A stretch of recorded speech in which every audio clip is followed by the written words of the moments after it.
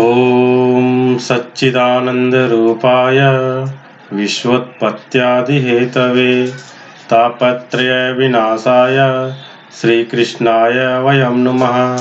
नमस्कार, मैं सुबोध कुमार साहू, संस्कृत विभाग, अनुबंधित सहायक प्राध्यापक, संत कोलंबा महाविद्यालय हजारीबाग, विनोबा भावे विश्वविद्यालय हजारीबाग।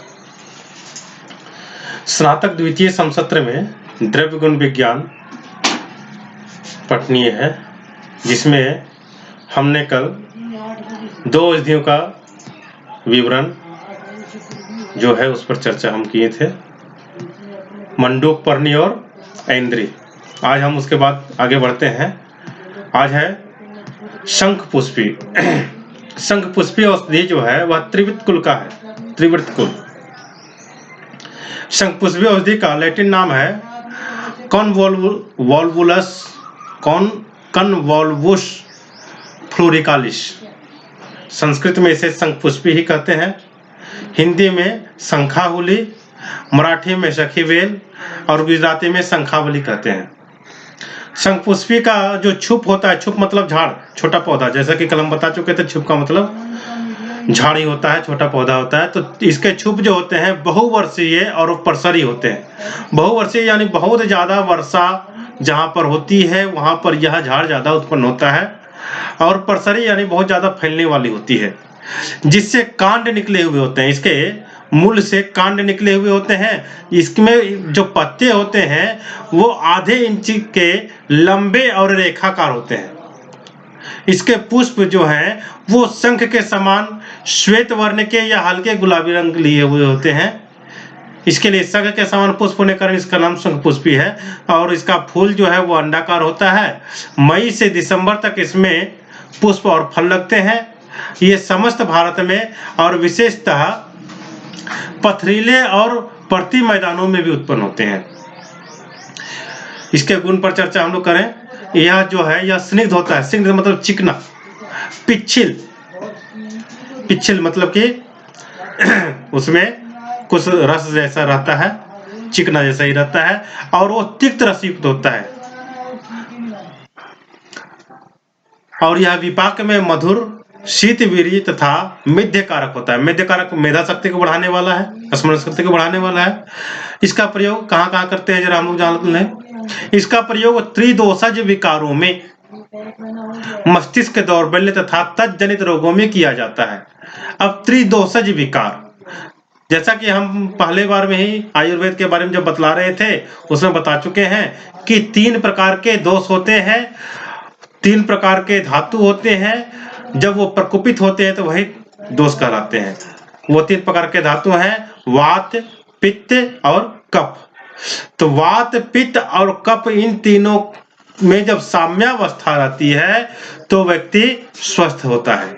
और जब इन तीनों में से किसी एक की भी न्यूनता या अधिकता हो जाती है तो वो दोष कहलाता है, और उसी के विकार से हम लोग व्याधिग्रस्त हो जाते हैं, बीमार पड़ते हैं। तो त्रिदोषज विकार यानी वात, पित्त और कफ, इन तीनों से उत्पन्न होने वाले विकारों में इसका प्रयोग किया जा सकता है। मस्तिष्क की दुर्बलता में भी इसका प्रयोग हो सकता है, और मस्तिष्क जनित रोग में भी इसका प्रयोग किया जाता है। चर्म रोग में इसका लेप किया जाता है, तथा केश वृद्धि के लिए इससे तैयार तेल का प्रयोग करते हैं। शंखपुष्पी जो है चर्म रोग में उसका लेप किया जाता है, और केश वृद्धि के लिए शंखपुष्पी के तेल का प्रयोग किया जाता है। और इसका प्रयोग हृदय रोग में, शुक्र दौर्बल्य में एवं अन्य शुक्र दोषों में किया जाता है। शुक्र वीर्य जिसके द्वारा शक्ति प्राप्त होती है। तो बोलते हैं कि हृदय रोग में, हार्ट का डिजीज जितने हैं उसमें भी, शुक्र दौर्बल्य में, नपुंसकता आदि का जो हो, उन सभी दोषों में भी इसका प्रयोग किया जा सकता है। दीपन में और पाचन होने से अग्निमंद के लिए उपयोगी है। दीपन और पाचन होने से अग्निमंद के लिए उपयोगी है। दीपन यानी कि उद्दीप्त करने वाला, बुभुक्षा को उद्दीप्त करने वाला, भूख को बढ़ाने वाला। और पाचन, पाचन जो कुछ भी हम लोग खाते हैं उसका परिपाक करने वाला, पचाने वाला। तो पचाने में और दीपन करने में यह अधिक उपयोगी होने से अग्नि मान्य में भी इसका प्रयोग किया जाता है। मूत्रल होने के कारण मूत्रकृच्छ, पूय, मेह आदि विकारों में प्रयोग होता है। मूत्रल होने के कारण मूत्रकृच्छ, मूत्र में जो अवरोध आता है, बाधा आती है, और प्रमेह आदि में भी, पुय में आदि में भी इसका प्रयोग किया जाता है। और कुष्ठाग्न होने से कुष्ठ तथा अन्य रक्त विकारों में इसका प्रयोग किया जाता है। कुष्ठ रोग और रक्त के जितने विकार है, फोड़ा फुंसी आदि जो कुछ भी होता है, उनका गंदा होना, ये सब जो है, इन सभी में भी इसका प्रयोग किया जाता है।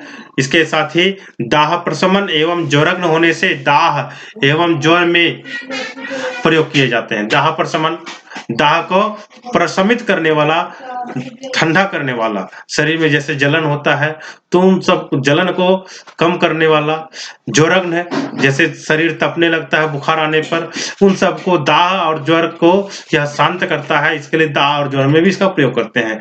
और सामान्य दौर्बल्य में और बल बुद्धि में रसायन कर्म के लिए इसका प्रयोग करते हैं। दुर्बलता यदि है तो रसायन के रूप में इसका प्रयोग किया जाता है। रसायन जैसे कि कहते हैं कि जो कि सप्त धातु को और सप्त वर्ण को जो बढ़ाता है उसको रसायन कहते हैं। जो शुक्र की वृद्धि करता है उसे रसायन कहते हैं। तो इसका रसायन के रूप में प्रयोग होता है, बल की वृद्धि के लिए भी प्रयोग होता है, और बुद्धि के विकास के लिए भी इसका प्रयोग किया जाता है। तो इस प्रकार से शंखपुष्पी औषधि जो है यह हमारे जीवन में बहुत ही उपयोगी है। आजकल तो शंखपुष्पी का सिरप आदि जो है औषधि के रूप में हम लोगों को प्राप्त होता रहता है, हम लोग उसका सेवन करते ही हैं। इसके बाद चौथी औषधि का नाम है ज्योतिषमती। ज्योतिषमती जो है यह औषधि ज्योतिषमती कुल के ही है। इसका लैटिन नाम है सिलेंट्रस पेनिकुलेटस। सिलेंट्रस पेनिकुलेटस, संस्कृत में इसको ज्योतिषमती, पारावतपदी, काकांडली कहते हैं, और हिंदी में इसको मालकांगनी कहते हैं, गुजराती में मालकांगनी कहते हैं, मलयालम में पालुरुवम कहते हैं, आंग्ल भाषा में इसको अष्टोत्तरे कहते हैं। ज्योतिषमती इसकी लता होती है। ज्योतिषमती की जो लता होती है, लता को संस्कृत में कहते हैं विरुद्ध। तो इसकी जो लता होती है विस्तृत आरोहिणी होती है। विस्तृत यानी बहुत लंबी फैली हुई होती है, और आरोहिणी होती है, पेड़ आदि पर भी चढ़ती है। पत्र इसके अंडाकार होते हैं, नुकीले एवं दंतुरधार होते हैं। पुष्प जो है वो पीताभ, हरित, मधु ग्रंथि गुच्छों में ग्रीष्म ऋतु में लगते हैं। हाँ, तो इसके पुष्प जो है पीताभ यानी पीले रंग के, जैसे आभा को लिए प्रकाशित होते हुए, पीले वर्ण के चमकते हुए, हरित वर्ण के या तो हरे जैसे, और मधुगंधी, मधु के जैसे उसका गंध है, और गुच्छों में होते हैं, ग्रीष्म ऋतु में लगते हैं इसके पुष्प। फल जो इसका है वो मटर के समान गोल, पीले और त्रिखंड होते हैं। इसके पुष्प तथा नई पत्तियां अप्रैल मास में और जून मास में, तथा फल जो है वह अक्टूबर से लेकर के जनवरी मास में होते हैं। ये समस्त भारत में 3000 फीट की ऊंचाई तक पाए जाते हैं। तो ज्योतिषमती औषधि जो है यह भी, इसकी लता हर जगह प्राप्त होती ही है। इसके गुण बताए जाते हैं कि यह तीक्ष्ण, कटु और तिक्त रस युक्त होता है। ज्योतिषमती औषधि जो है वह तीक्ष्ण मतलब कि ज्यादा तीखा, कटु और तिक्त रस युक्त होता है। तीक्ष्ण कटु होता है और तीक्ष्ण तिक्त रस से युक्त होता है। और ज्योतिषमती जो है यह विपाक में कटु, उष्ण वीर्य और मेध्य कारक होता है। इसको जब पकाया जाता है, पकाने के बाद यह कटु रस युक्त, उष्ण वीर्य और मेध्य कारक होता है। इसका प्रयोग बताते हैं कि कफ वात सामक होने के कारण इसका प्रयोग कफ वात विकारों में होता है। कफ और वात का यह संबंध करता है, इसलिए कफ वात के विकारों में इसका प्रयोग किया जाता है। वात हर एवं वेदना स्थापन होने से पक्षाघात, अर्दित, संधिवात आदि वात विकारों में इसके तेल का उपयोग करते हैं। तो वातहर मतलब कि वात का नाश करने वाला, और वेदना स्थापन यानी कि दर्द आदि को जो है दूर करने वाला, दर्द आदि को नियंत्रित करने वाला होने से। पक्षाघात यानी लकवा। अर्दित, अर्दित एक रोग होता है, इसमें क्या है कि वायु के प्रकोप से मुंह और गर्दन टेढ़ी हो जाती है, सिर हिलता है, नेत्र आदि विकृत हो जाते हैं और कुछ बोला नहीं जाता है, और गर्दन तथा दाढ़ी में दर्द होता रहता है, तो इसको अर्दित रोग कहते हैं। तो इसमें भी और संधिवात आदि वात विकारों में भी इसके तेल का उपयोग किया जाता है। और मेध्य कारक होने के कारण स्मरण शक्ति बढ़ाने के लिए, मस्तिष्क रोगों के लिए इसका प्रयोग किया जाता है। मेध्य कारक मेधा शक्ति बढ़ाने वाला होने के कारण इसको स्मरण शक्ति बढ़ाने में भी इसका प्रयोग करते हैं, और मस्तिष्क के रोग में भी इसका प्रयोग किया जाता है।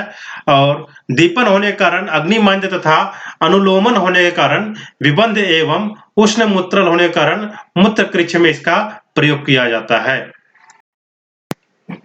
तो दीपन, दीपन का मतलब तो बताया ही जा चुका है, जो बुभुक्षा को प्रदीप्त करता है, भूख को जो बढ़ाता है। तो दीपन होने के कारण इसका प्रयोग अग्निबंध में भी करते हैं। और अनुलोमन, अनुलोमन होने के कारण इसका प्रयोग विबंध में करते हैं। जैसे कि अनुलोमन होने पर क्या होता है कि पेट में गांठ जैसा लगता है, कुछ कुछ गोटा जैसा लगता है, वह लगता है कि ऐसो शौच पूर्णतः सम्यक रूप से ना हो रहा हो, जैसे शूल आदि होता है, तो विबंध में भी इसका प्रयोग करते हैं अनुलोमन होने के कारण से। और उष्ण मूत्रल होने के कारण मूत्र कृच्छ में इसका प्रयोग किया जाता है। उष्ण होता है और मूत्रल होता है, यानी कि मूत्र को मूत्र बाधा नहीं देता है, इसके लिए मूत्र कृच्छ व्याधि में भी इसका प्रयोग किया जाता है। और वाजीकरण होने के कारण क्लैव्य रोग में, वाजीकरण यानी वाजीकारक औषधि है, वाजी यानी वीर्य, शक्ति को बढ़ाने वाला है, इसके लिए क्लैव्य रोग में यानी नपुंसकता के रोग में, और कुष्ठग्न होने के कारण कुष्ठ, कंडू आदि चर्म रोगों में इसका प्रयोग किया जाता है। कुष्ठग्न होने के कारण कुष्ठ रोग, चर्म रोग, कंडू रोग, कंडू यानी खुजली, इन सभी चर्म रोगों में इसका प्रयोग किया जाता है। और उत्तेजक होने के कारण से हृदय मंदता में, उत्तेजक होने के कारण से हृदय मंदता यानी कि लो बीपी में भी इसका प्रयोग करते हैं। तथा शोथ होने के कारण विभिन्न प्रकार के शोथों में इसका प्रयोग किया जाता है। शोथहर होने के कारण इसको विभिन्न प्रकार के शोथ में भी इसका प्रयोग करते हैं। शोथ के बारे में तो कल बताया ही जा चुका है। तो दोष एवं इसका निवारण, अब बोलते हैं कि इसके ज्यादा मात्रा में प्रयोग करने से मनुष्य पर हानिकारक प्रभाव पड़ता है। ऐसी स्थिति में निवारण के लिए गोदूध तथा गोघृत का सेवन करते हैं।